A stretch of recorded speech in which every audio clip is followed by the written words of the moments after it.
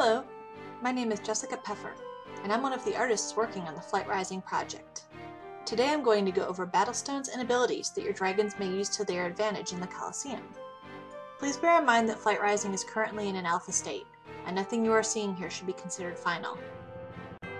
In Flight Rising, you have the opportunity to design not only the look of your dragons, but to customize their strengths, abilities, and role in a party. I'm going to go over some of the abilities that you may want to use in conjunction with stats to create an effective fighter. To customize the abilities of your dragons, visit the Coliseum and click the Choose Abilities and Stats window. If I look to the left, I can see the abilities that my dragon currently has equipped. Let's talk about the first, and arguably most important slot your dragon has, the Energy Stone. Energy Stones generate breath, a pool of energy that your dragon may draw from to perform more powerful attacks. The first energy stone that we're going to look at is Scratch. Scratch performs an attack and generates a small amount of breath while doing so.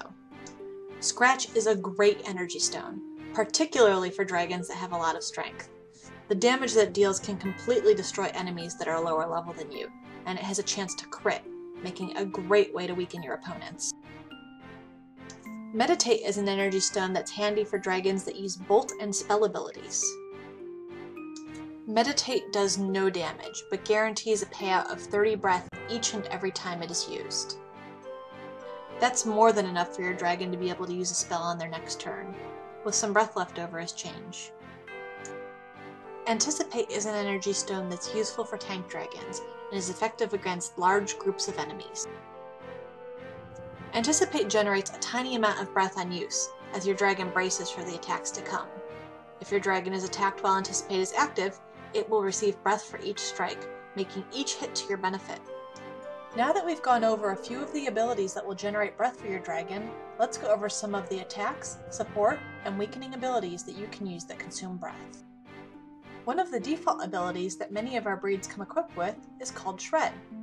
Shred performs a non-elemental, physical hit against an opponent. Shred applies a debuff that can stack, slowly bleeding the life from the enemy as the battle moves along. Another one of the default abilities that our breeds may come equipped with is Contuse. Contuse deals non-elemental spell damage against an opponent, and applies a debuff that will reduce the damage of the enemy's attacks. As your dragons level up, they will have the opportunity to equip more powerful abilities. Eliminate is one such ability. Eliminate costs a large amount of breath, and deals a massive amount of non-elemental physical damage. If you defeat an opponent with Eliminate as a finishing move, part of the breath that it cost is refunded to your dragon. The element of your dragon plays an important role in determining your strategy and kill order in a fight. The 11 elements of Flight Rising play on each other, with some elements performing and taking double damage to their opposite, and some elements doing and taking half damage from elements that are closely aligned. The elements perform this complex game of rock, paper, scissors from multiple fronts. As an example, plague dragons are weak to both ice and fire attacks, and ice dragons are resistant to both ice and shadow attacks. Using the right ability at the right time will save your clan from an unfortunate end. As your dragons grow in power, they will gain access to the first tier of elemental spells and attacks. Bolts are elementally charged attacks that do spell damage. Your dragon must be the appropriate element to equip a bolt. Aquaman is a water dragon. As such, I am unable to equip a shadow bolt to him, but applying a water bolt works just fine. I am able to identify the element of my opponent by the icon to the left of their name. I can see that these granite threshers are a fire element, and as such are going to be weak to the spell damage of a water bolt. The first tier of physical elemental abilities that you will have access to are called Slashes. Slashes cost less breath to use than bolts, and perform physical elemental damage to your enemies. This blue dragon snail is weak to the damage of Peacemaker's Pestilent Slash, a plague ability. You have the option to equip ability stones that can protect and heal your dragons. Let's take a look at Reflect and Regeneration. When cast, Reflect will rebound any spells that are cast against the reflected dragon. Reflect is a double-edged buff.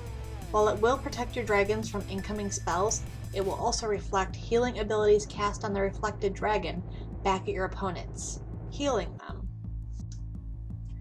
Regeneration is a buff that will surround your target in a restorative aura, allowing them to continuously regenerate their health. For a more immediate heal, using a potion item will replenish your health instantaneously. Rally is a buff that one dragon may cast on another, increasing their strength and thus their physical damage. Yen casts Rally on Peacemaker, temporarily increasing her strength. Some abilities may have secondary effects. Shroud is a shadow ability that envelops an enemy in a dark mist, causing elemental shadow damage to the enemy. It also has the chance to successfully execute a rather underhanded tactic that blinds the opponent, causing them to miss hitting their target 50% of the time. We will continue to build upon our battle system throughout the life of the game, and we hope that players will enjoy discovering exciting new abilities. Thanks for watching.